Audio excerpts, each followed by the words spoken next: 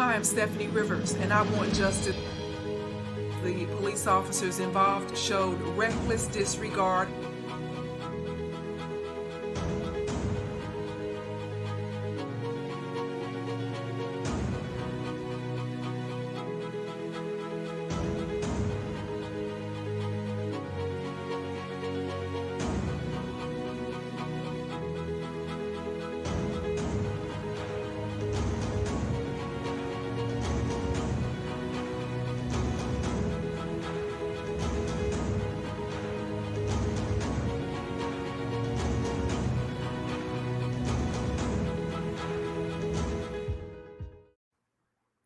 Hello and welcome to the video version of my journal.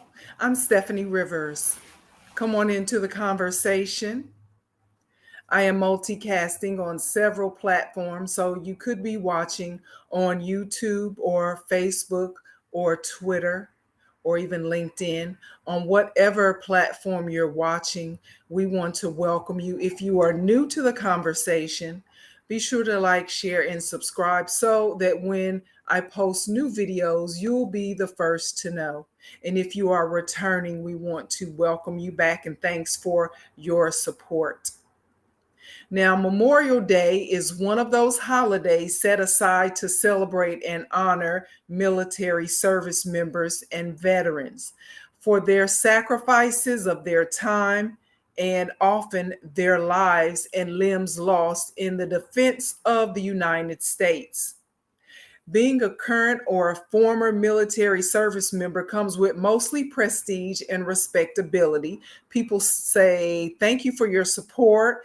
They often get preferential treatment as well as their immediate family members. They wear insignia hats and pins to show their status. They get invited to and are honored at events because of that status. They are seen as brave and honorable. So why is it the military is having such a hard time recruiting people these days? Why are the numbers of the voluntary enlistments going down by 25%? Now, the general consensus is there are too many deployments, too many assignments on foreign soil, and not enough follow-through support in the form of medical care and emotional trauma care when soldiers return home from the battlefields. And for what? Political posturing to enforce agendas and policies that more often cause American soldiers to fight against American citizens. So why enlistment is down is debatable. That's what some people think is the issue. Now, what the Department of Defense is doing to keep recruitment numbers up is on our spotlight agenda for the day. Now, again, if you haven't already, be sure to like, share, and subscribe so that when I post new videos, you will be the first to know. So the Department of Defense is changing its strategy to focus on indoctrinating your children through JROTC programs around the country. Now, JROTC, that stands for Junior Reserve Officer Training Corps. Now, if you've gone to high school, you know that JROTC programs are not new. What is new, though, is how high schools are marketing these programs. There are 3,400 high schools in the United States and U.S. territories that have JROTC programs. The Department of Defense has paid for these programs in high schools for almost 90 years. But the Department of Defense is starting to put more money into the programs. Now, that money goes to pay for instructors at the high schools. It goes to pay for facilities at the high schools and training and uniforms. In 2022, just last year, the Department of Defense claims it spent more than $425 million on junior ROTC programs. The amount of allocated funds the federal government, the DoD, Department of Defense, is putting into high schools systems to support the junior ROTC programs probably is based on the number of students enrolled in the program, because typically that's how it works.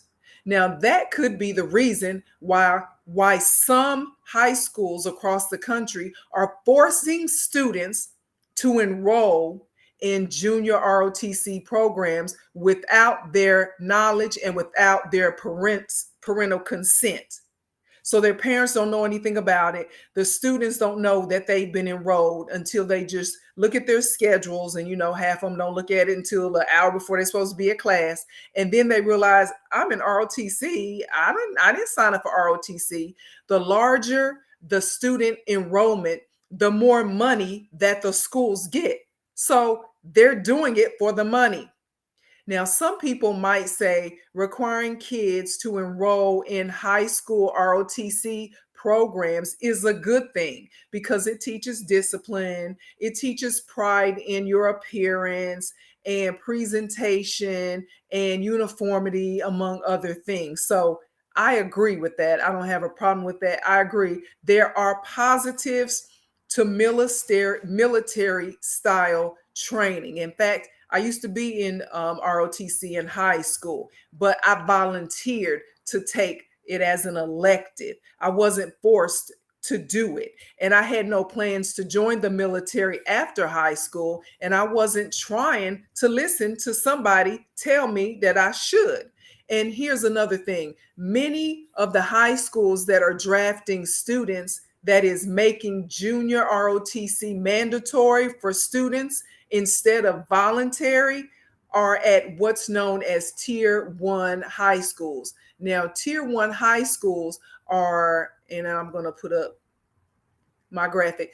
Tier 1 high schools typically are in certain neighborhoods, in privileged neighborhoods, and most of the students, the population is Black and brown students. So this is where a lot of this is going on. If you know anything, if you have any knowledge of this, you can tweet me now or you can inbox me later. But many of the high schools that are drafting students, that they're doing it in the Tier 1 high schools. These schools are in neighborhoods where the student population is mostly underprivileged and mostly Black and brown children. So if this program is so great and schools are making it mandatory for the best of reasons to teach discipline and pride, why not do it at all the high schools? Why not come out and be transparent about what's going on? Tell the parents and the students the Department of Defense is paying money for us to have this program, and this program could help you or help your child to be put in a military officers training, because it could lead to that. Why not say that? Why are they not doing it at all the high schools if that's the case?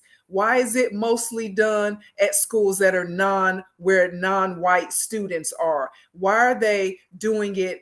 Why don't white kids get recruited mostly? Or why don't they do it across the board equally? Don't white kids need discipline too? Why do you love Black kids so much all of a sudden? That would be my question if it was happening to my child. And here's another fun fact. The Department of Defense, their official statement about the program is that it should be voluntary. So if the D is saying it should be program, but the high schools are making it mandatory, something tells me it's about the money. So why is it in Chicago, where 90% of the Black and brown freshman students essentially get drafted into the junior ROTC class? They're told that it's mandatory. Parents find out about it after the fact. It's happening in other cities, not just in Chicago, but it's happening in other cities too, where the population is mostly African and Hispanic descent. Now, I think that they're focused on recruiting Black and brown students because if they can't stop Black and brown people from immigrating to the United States, if they can't stop them from having babies and pushing white people into the minority status that is on track to happen in the next 20 years, then they're going to steer them into the part of the equation that best suits white people. Okay, so they want people who look like me to remain in the background to their foreground. They want our children as future soldiers while their children are future generals making all the decisions. That's what's going on. You fight on the front lines while they sit in the house and dictate. If you haven't already, be sure to like, share, and subscribe so that when I post new videos, you'll be the first to know. If you have a high school student in your family or you know anything about this and you want to comment, go ahead and use your little fingers and send me in chat. And then if you want to come on and talk about it, you can. Now, here's another thing. If you ask people why they even consider enlisting in the military to begin with, most of them say it's because of what they're running away from and not necessarily what they're running to. They're running away from something, not running to something. So I'm going to tell you what they're running away from right after these messages.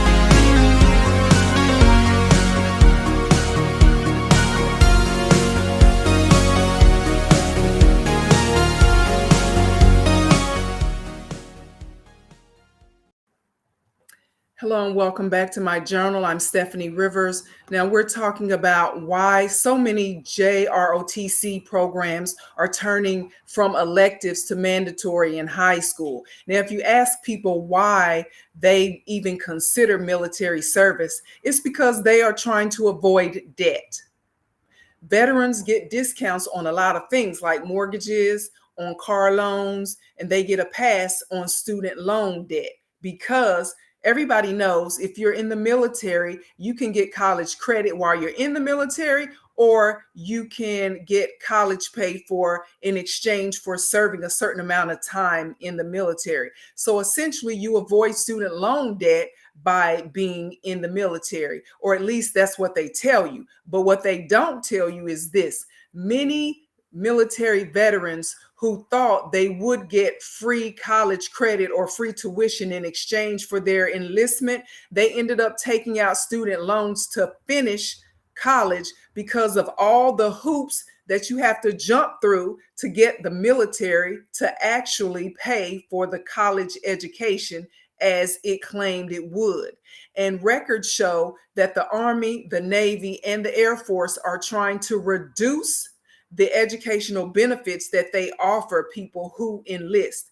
They know good and well by the time that new recruits get around to using that free college benefit that it could be a different ball game. Chime in if you have experienced this for yourself firsthand. I remember when when you're in high school and they have those career days, or they allow military people to come into your ROTC class to talk to you about enlisting. I do remember that's one of the things they talked about is, they called it the GI Bill, then. I don't know what they call it now, but at any rate, the GI Bill, if you come in, you can have a free education, or however they put it. It was kind of like they were using that as a carrot.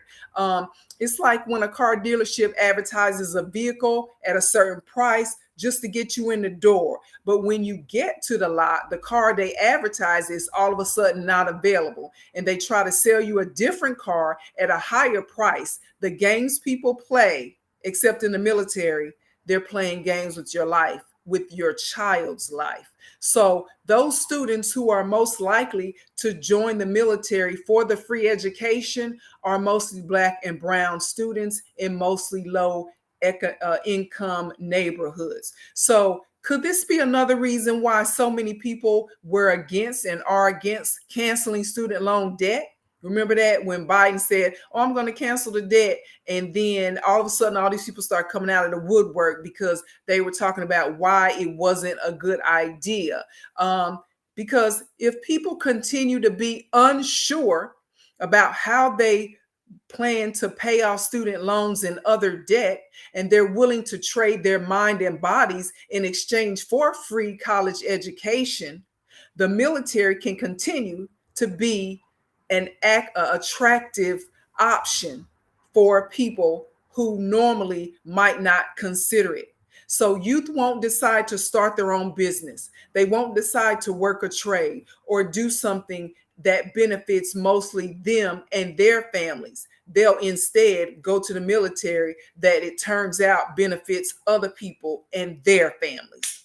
What about it, y'all? Okay, so the second carrot recruiters use to entice prospects to join the military is the free medical benefits. But they don't tell you about how military veterans often are left without the promised care at the VA hospitals around the country. There's a book that I read a few years ago,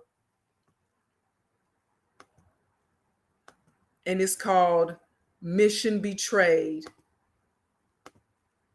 Now, I tried to, it's on Amazon, but it's called Mission Betrayed. And this book essentially was written by a former medical doctor. He wrote the book to talk about the dysfunction that plagues the Veterans Administration, and that's the administration, the organization, not organization, the entity of the federal government that's in charge of administering medical benefits to military veterans.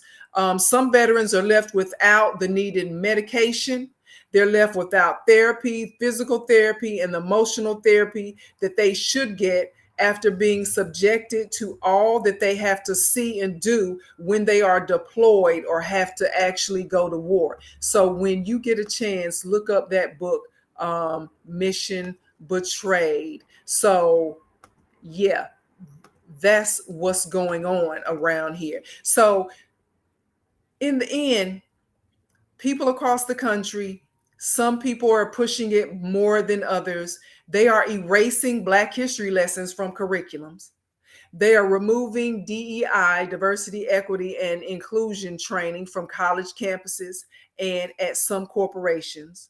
They are removing books from the school library because they disagree with the message, but they want to force your children into junior military programs because they love you so much. Now, I don't believe that, and I know you don't believe that. But if you have high school age children, or you know anyone who has high school age children, check into this, be aware of this, stay abreast of this. Something else you got to do, but when you have kids, that is the most important job that you can ever have, is to protect your children and make sure they grow up to be stable and productive citizens. Okay, so stay on top of this issue. It seems that everybody has a plan for you and your family except you, and we can not let that happen. So to find out more about the things that I care about, you can go to the written version of my journal. It's at eurweb.com.